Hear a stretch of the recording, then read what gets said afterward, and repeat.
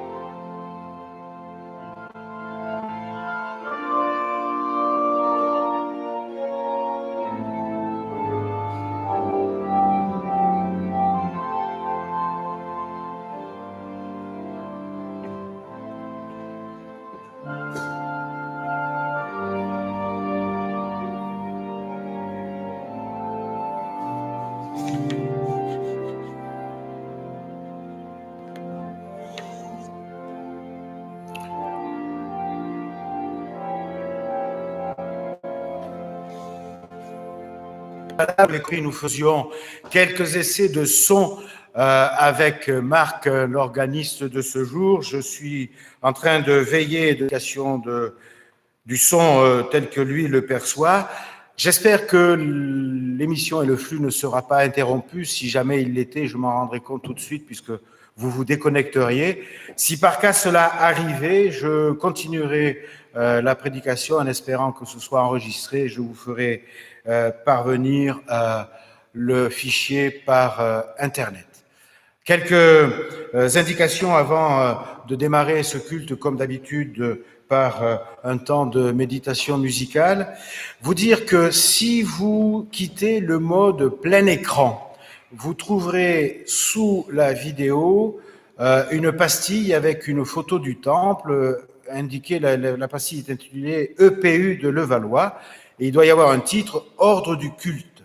Et si vous cliquez sur le plus, vous aurez tout le déroulement avec l'ordre du culte, les paroles des spontanés, les références des cantiques, ainsi que le texte de la confession de foi que je dirai tout à l'heure et que je vous invite à dire chez vous si vous le souhaitez. Si vous trouvez que ça n'est pas très pratique, je peux faire autre chose, je peux vous envoyer en même temps que le lien le livret liturgique complet que nous utilisons ici le dimanche. Voilà, n'hésitez pas à me le faire savoir par Internet. Je vous l'ai dit, c'est Marc qui me tient compagnie ce matin à l'orgue. Nous faisons des essais de micro. Faites-nous aussi vos remarques par rapport au son et savoir si l'orgue est plus d'abord que ce culte du 8 novembre était le culte au cours duquel nous devions recevoir les représentants de la mairie des anciens combattants pour le culte du souvenir, traditionnellement toujours le dimanche qui précède le 11 novembre, et que c'est aussi un culte d'offrande. Vous avez eu les indications dans le courrier du lien pour pouvoir partager votre argent pour le service de l'Évangile et pour la vie de l'Église. Et une fois que j'aurai...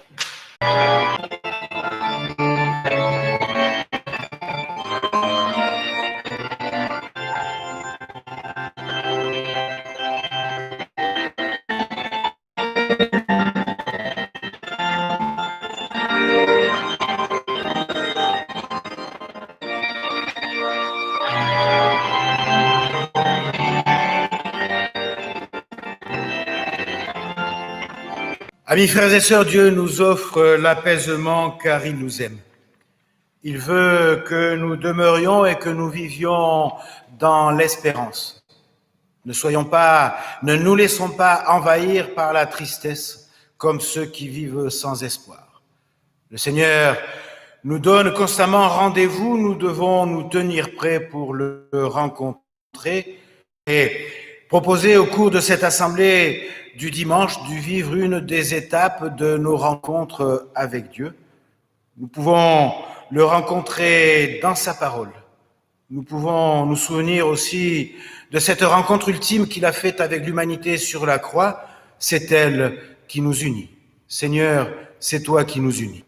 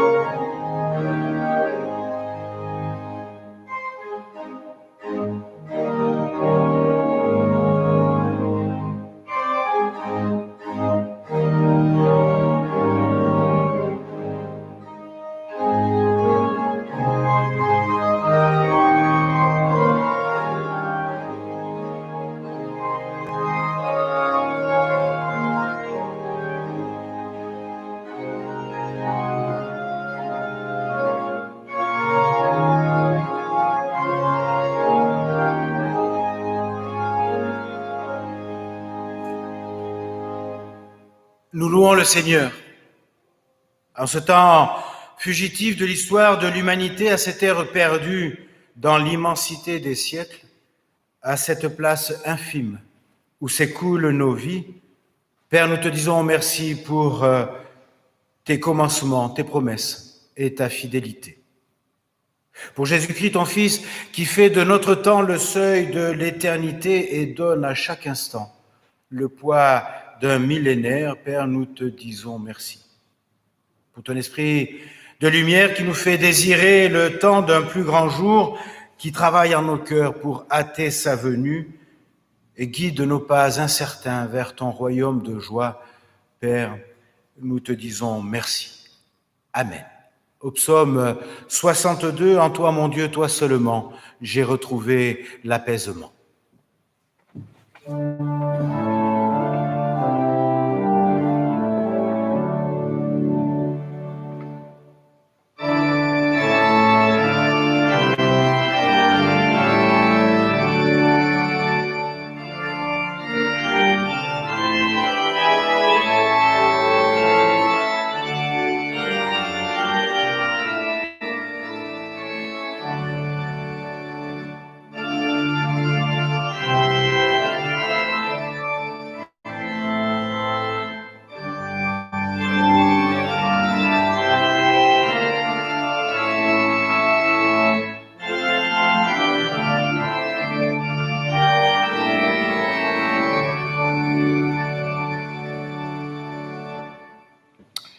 Et c'est avec un extrait du livre des Proverbes qui nous était proposé dans la liste des lectures pour ce jour que je vous invite à écouter la loi qui nous vient de Dieu.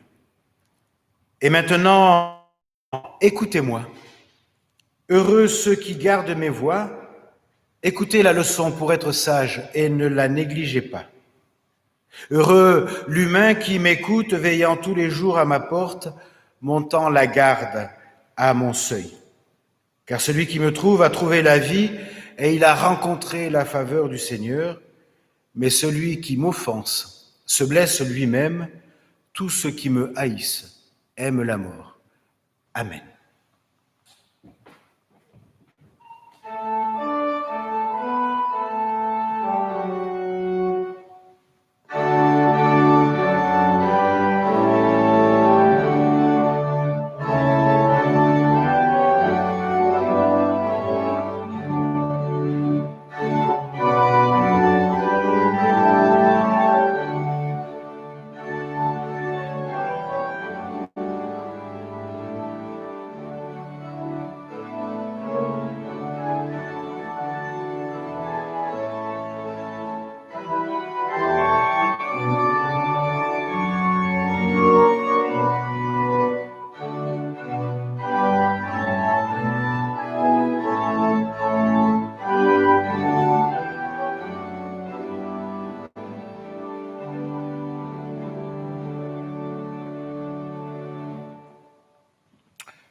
Et au moment de dire à Dieu que nous avons parfois du mal justement à vivre cette loi, nous l'approprier pour nous, pour les autres, nous faisons silence et nous prions.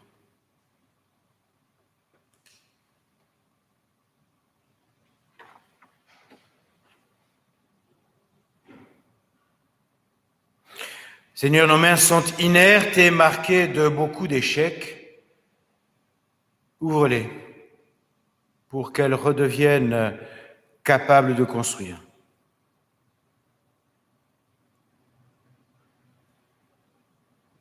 Seigneur, nos mains sont crispées sur ce que nous possédons. Ouvre-les, Seigneur, pour qu'elles laissent échapper nos trésors.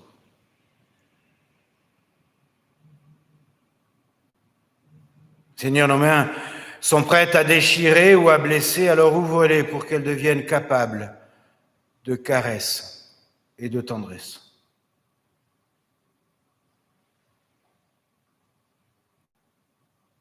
Seigneur, nos mains sont fermées comme des poings de haine et de violence. Ouvre-les pour que nous puissions y recevoir l'affection que tu y déposes. Amen.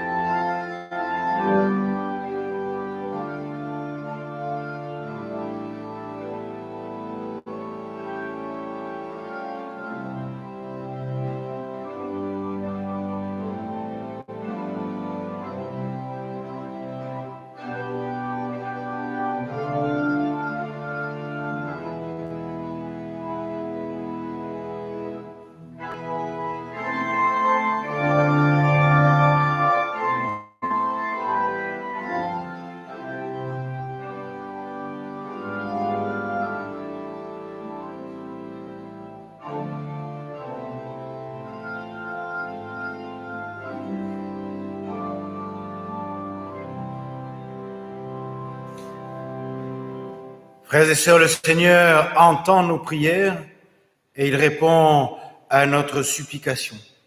Chaque jour, il nous envoie ses bénédictions et nous comble de sa fidélité. Il nous fait miséricorde, il pardonne la passivité de notre foi et de notre espérance. Il est capable de maintenir nos cœurs en éveil afin que nous soyons toujours prêts à le rencontrer.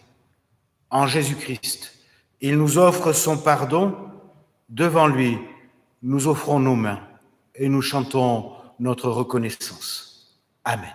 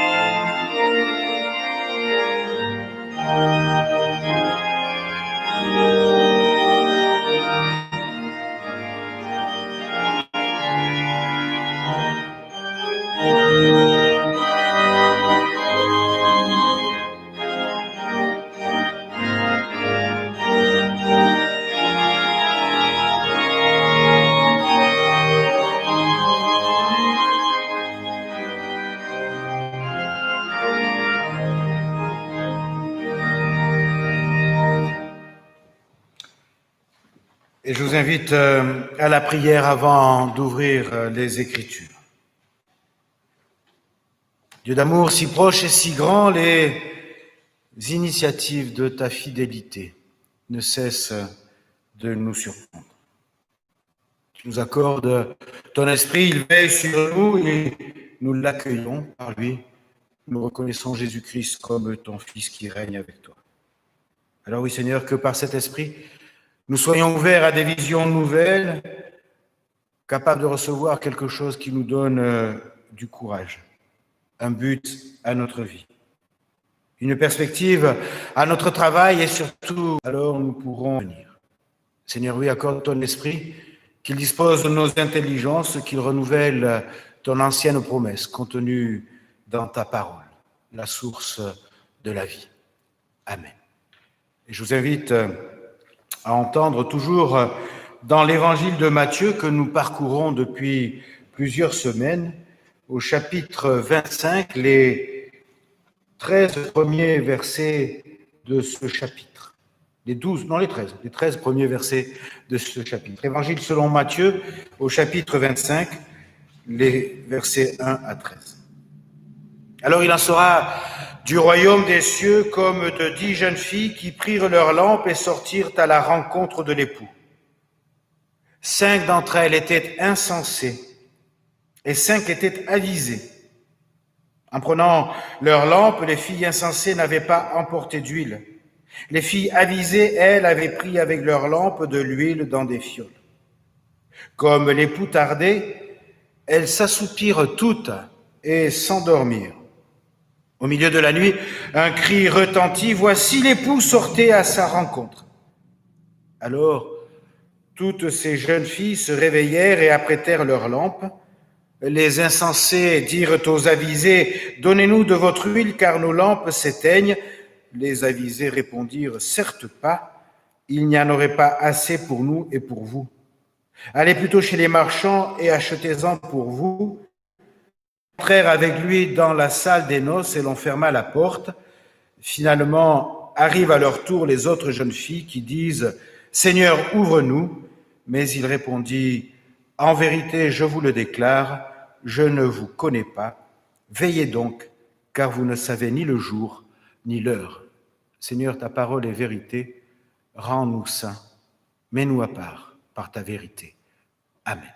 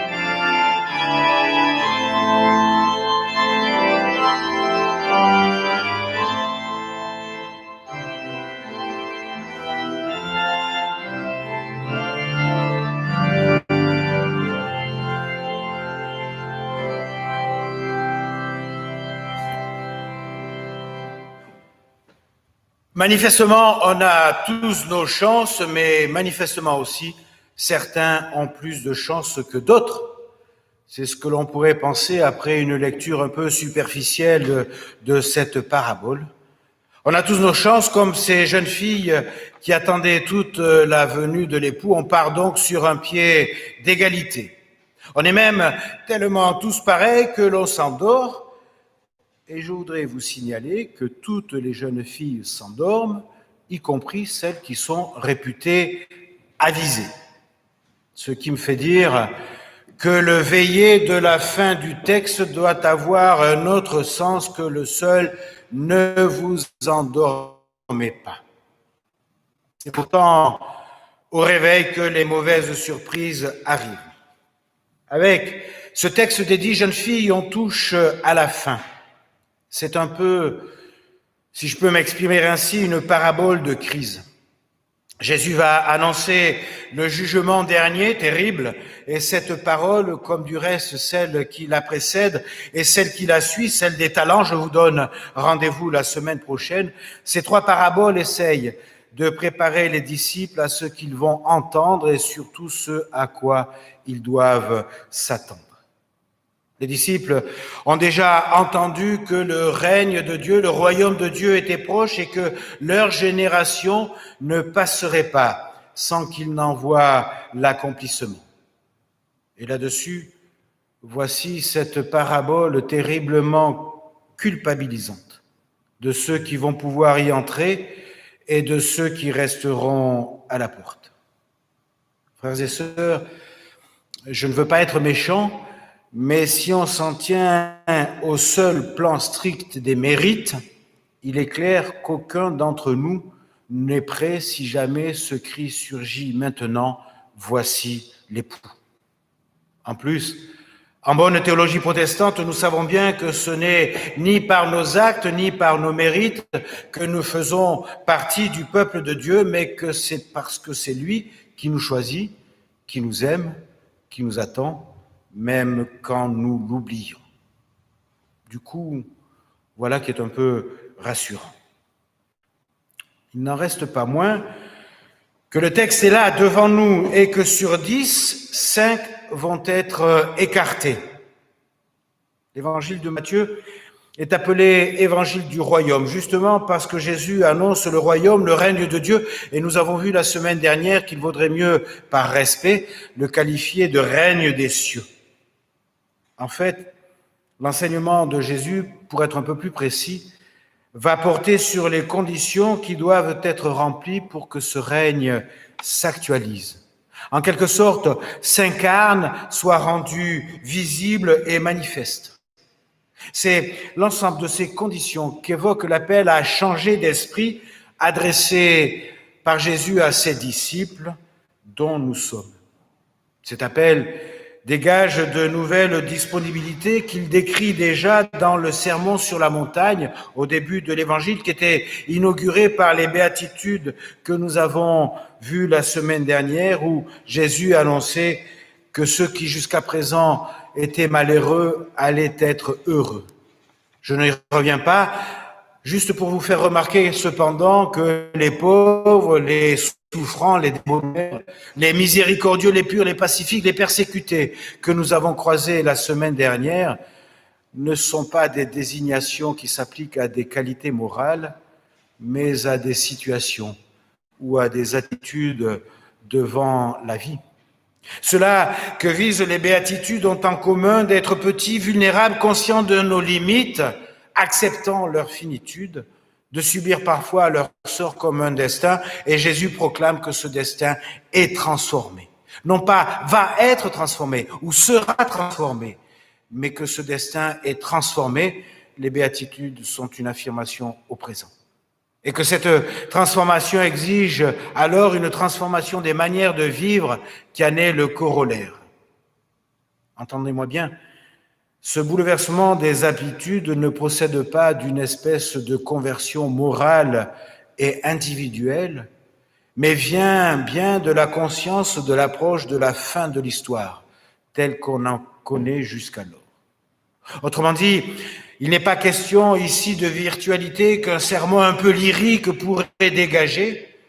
Il est question d'un programme proposé à la communauté de celles et ceux dont le royaume est la seule espérance qui vaille. Celui ou celle qui peut ou veut espérer autre chose s'exclut alors lui-même ou elle-même de ses promesses. En revanche, l'existence des hommes et des femmes qui se seront reconnus comme étant enfants du royaume de Dieu sera totalement déterminée par ces promesses-là. Et ils pourront en vivre, les faire vivre.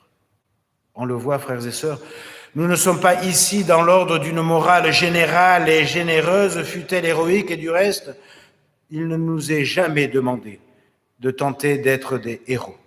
Mais nous sommes là, dans l'histoire la plus concrète, celle de l'actualité de nos existences, du monde dans lequel nous vivons, de la même façon que ces 10 jeunes filles étaient dans une noce très concrète. Jésus ne nous invite pas à cultiver des vertus opposables à ce que peuvent être nos vices. Il nous appelle seulement à vivre comme on vivra quand le règne qui approche, qui est déjà là, s'étendra à toute l'humanité. À vivre ainsi à la fois parce qu'il vient et aussi pour qu'il vienne. Voilà, frères et sœurs, comment rester vigilants. Comment veiller, car nous ne savons ni le jour ni l'heure où le Seigneur reviendra, bien sûr, mais ni le jour ni l'heure où nous serons rappelés pour le voir face à face dans la gloire. Nous n'avons qu'une vie, qu'une incarnation, et c'est maintenant et aujourd'hui qu'elle se joue. Voici, je crois, comment vivre l'attente par l'action. Il n'en reste pas moins quand même que le royaume promis comme imminent n'est pas, il faut être honnête, apparu en Palestine au temps de Ponce Pilate. En lieu et place du royaume espéré, c'est la mort de Jésus qui a terminé son aventure. Et nous-mêmes avons aujourd'hui du mal à expliquer ce retard devenu si considérable et finalement, avouons-le, si peu problématique pour nous, que l'on peut se demander si la prédication du royaume était aussi centrale pour Jésus que ce que je viens de dire. Depuis 2000 ans, l'imminence de la grande transformation s'est considérablement atténuée et on attend encore, pour le dire avec d'autres mots, le grand soir. Et pour espérer encore, il faut vraiment avoir l'espérance complètement chevillée au corps. Vous connaissez peut-être cette phrase de l'abbé Loisy, tellement décriée par l'Église catholique, parce qu'il a fait partie au début du XXe siècle de ce que l'on a appelé le courant des modernistes. L'abbé Loisy disait « Jésus a annoncé le royaume et c'est l'Église qui est venue ». Alors bien sûr, je sais que de nombreuses et copieuses explications à son retard ont été produites. On en trouve déjà dans le Nouveau Testament, dans les lettres de Paul, et régulièrement, il est des prophètes qui se lèvent pour faire rebondir en quelque sorte cette impatience, en fixant des échéances, en prévoyant la date de l'arrivée du royaume, parfois au jour près. Ne nous mentons pas et soyons honnêtes. La seule attitude honnête, justement, qui doit être la nôtre, est de prendre comme un fait la non-réalisation, jusqu'à aujourd'hui en tout cas, de ce que Jésus lui-même attendait comme proche. En fait, frères et sœurs, cette non-réalisation pose la question de notre propre rapport au royaume de Dieu et même plus largement celle de notre rapport à Dieu lui-même. Si celui que nous nommons Dieu, c'est lié aux humains dans la promesse d'une transformation totale de l'histoire et du monde. S'il a voulu être ainsi le sens de nos existences, pouvons-nous toujours persévérer dans le désir de le découvrir alors qu'à vue humaine,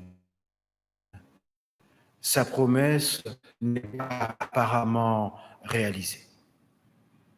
Il est clair que cette question est hors sujet pour quelqu'un qui chercherait Dieu, le bon Dieu, comme on dit, dans les nuages, tranquillement bien à sa place au ciel, ou là où on le mettrait parce que cela nous arrangerait. En revanche, je crois qu'elle est d'une pertinente actualité pour quelqu'un qui le cherche ici et maintenant, dans ce monde incertain et imprévisible.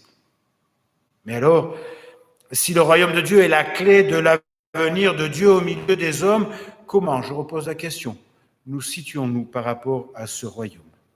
Est-ce qu'il faut encore en parler? Ne ferait-on pas mieux, ce serait beaucoup plus confortable, de le passer dans la colonne profits et pertes avec l'espérance qu'il a suscitée? Bien évidemment que non. Ma question ne trompe personne. Bien sûr qu'il faut garder l'espérance. De la même façon que les auditeurs premiers de cette parole, qui étaient encore plus près de l'événement que nous et qui attendaient ce royaume, ne l'ont pas perdu. Et je vais même vous dire quelque chose. De ce point de vue-là, nous sommes mieux lotis que les premiers auditeurs de la parabole. Je m'explique. Si j'ai un rendez-vous d'une importance capitale, décisive, et si celui que j'attendais n'était pas venu, eh bien, je me ferais beaucoup plus de soucis 2 heures après que 2 mois après. Parce qu'entre-temps, je m'arrange, je prends d'autres dispositions. C'est toujours au lendemain même des rendez-vous ratés qu'on est le plus malheureux. Alors comment donc est-ce que les croyants des années 80, comment les croyants du 1er siècle ont-ils pu lire dans les évangiles que le royaume était proche, alors que manifestement, il ne s'était pas établi? Quand Matthieu écrit son évangile, presque 2 générations se sont passées depuis ces événements. Souvenez-vous, cette génération ne passera pas qu'il n'ait vu l'accomplissement de mes paroles. Oui, comment? Comment ont-ils lu, compris ces paroles-là? La question est, croyez-moi, difficile à formuler exactement, pourtant, je pense ne pas me tromper, en disant qu'à leurs yeux, l'accomplissement du royaume dans le temps n'a rien à voir avec la nature de ce royaume. Vous pouvez d'ailleurs, exactement comme nous le pouvons aujourd'hui, car il connaissait comme nous, et même, je suis sûr, Dieu est comme Dieu lui-même. Quand on le cherche dans le ciel, on ne le trouve pas, et qu'il soit présent dans le ciel, cela n'a rien d'étonnant, puisque ce que nous appelons Dieu et Père n'existe que comme engagé à notre égard, pour nous et avec nous. Dans cet engagement qui a pris dans l'histoire la forme d'un royaume juste, bien que caché, et le visage d'un homme crucifié.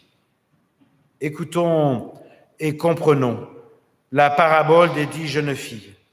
L'évangile de ce matin veut donner un plein sens et une pleine valeur à ce moment précis de notre vie. Veillons. L'heure de Dieu pour toi, pour moi, c'est maintenant. Veillons pour vivre, pour aimer, pour rendre présent et visible le royaume. Maintenant. Amen.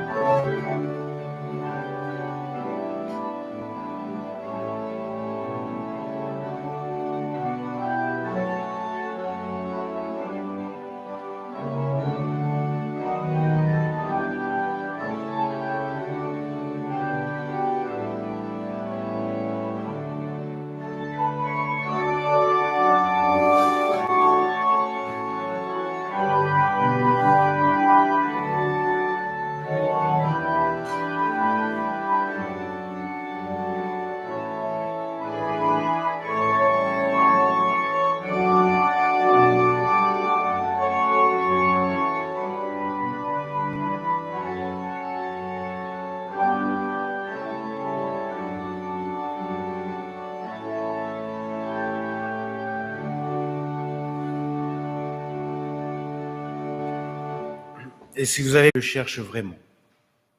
Je crois en Jésus-Christ le Fils. Il est la sagesse de Dieu dans la chair des humains. Il nous précède sur les chemins de l'espérance. Je crois en l'Esprit Saint. Il donne à notre vie sa vraie qualité et son orientation décisive. Je crois que l'Église est un espace de communion et de liberté, le lieu où l'on se prépare pour le rendez-vous du royaume. Amen.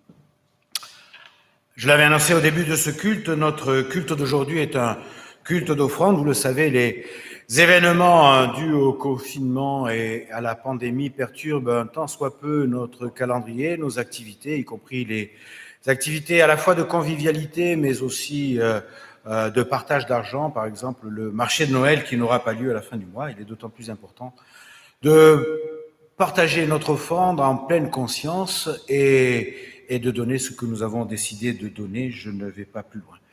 Nous tâcherons d'améliorer à la fois le son, mais aussi la qualité de la retransmission. Il semblerait qu'il y ait eu quelques perturbations aujourd'hui. Je reste disponible pour rendre visite à celles et ceux qui accepteraient de me recevoir, masqués, avec les mains lavées avec le gel. Gardons le lien, et si l'un ou l'autre prenez ou acceptez de faire quelques visites pendant l'heure autorisée de sortie, merci de me le faire savoir, et nous transmettrons à l'entraide qui organise une série de visites par téléphone. Ça, c'est pas vraiment des visites, en tout cas de visites physiques. N'hésitez pas aussi à faire remonter par le site internet vos suggestions, vos remarques, vos textes, vos partages dans ce temps de confinement. Je rappelle que après la bénédiction et avant que les monitrices mettent en place leur activité, je raconterai une histoire pour les petits et les grands, comme la plupart du temps quand ils sont là. Je vous invite maintenant à la prière d'intercession, la prière des uns pour les autres. Ô notre Dieu, notre Père, c'est ton aide que nous te demandons maintenant. Non seulement pour cet instant de prière et de renouvellement, mais aussi pour chaque instant de notre vie. Nous avons besoin de sentir que tu es là, que tu nous accompagnes, que nous ne sommes pas seuls, livrés à nous-mêmes. Donne-nous de porter en nos cœurs ta lumière et ta chaleur, ta lampe qui éclaire. Aide-nous à orienter notre vie selon ta volonté. Emplis-nous de foi, d'espérance et d'amour, pour que nous marchions solidement, joyeusement, avec assurance, sur les chemins qui sont les nôtres. Fais sans cesse renaître en nous le désir de te servir. Donne-nous les forces nécessaires dont nous avons besoin pour notre tâche quotidienne.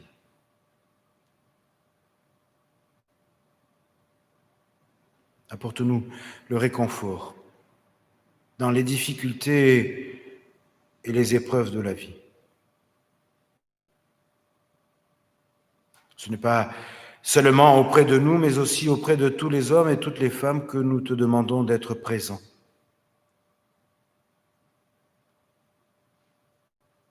Et si tu acceptes de te servir de nous, alors oui, nous pourrons partager cet évangile afin qu'il rayonne sur cette terre. et que ton esprit puisse susciter des veilleurs et des acteurs pour ton royaume. Tout cela, nous te le demandons au nom de ton Fils Jésus, qui nous a appris à te dire, notre Père qui es aux cieux, que ton nom soit sanctifié, que ton règne vienne, que ta volonté soit faite sur la terre comme au ciel. Donne-nous aujourd'hui notre pain de ce jour. Pardonne-nous nos offenses comme nous pardonnons aussi à ceux qui nous ont offensés. Et ne nous laisse pas entrer en tentation, mais délivre-nous du mal, car c'est à toi qu'appartiennent le règne, la puissance et la gloire pour les siècles des siècles. Amen.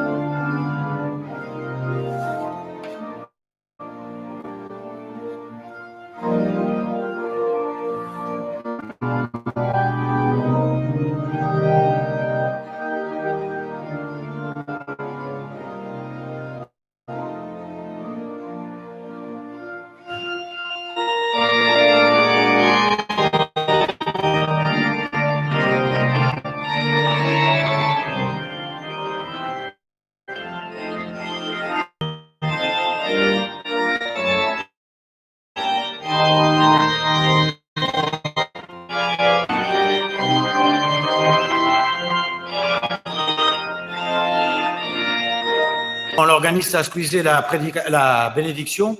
Ça doit vouloir dire qu'il veut que je la fasse après la petite culte, de chercher et de trouver.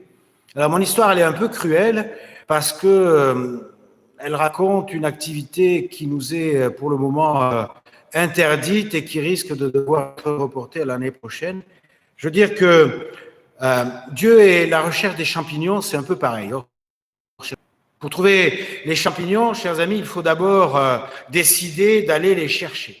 Et pour chercher Dieu, je ne risque pas de le trouver. Et puis, parfois, le hasard qui n'existe pas fait bien les choses, et c'est vrai pour les champignons, c'est vrai aussi pour Dieu. Et pour que la récolte soit bonne, il faut se lever à cette... Et donc, vraiment, la cueillette des champignons, ça demande un certain effort, et pour trouver les champignons, cette année, il n'y en a pas beaucoup. Oh, puis, je ne vais pas cette année parce que je n'ai pas le temps, exactement comme certains vous diraient, mais chercher Dieu, à quoi ça sert? Et puis, de toute façon, Dieu,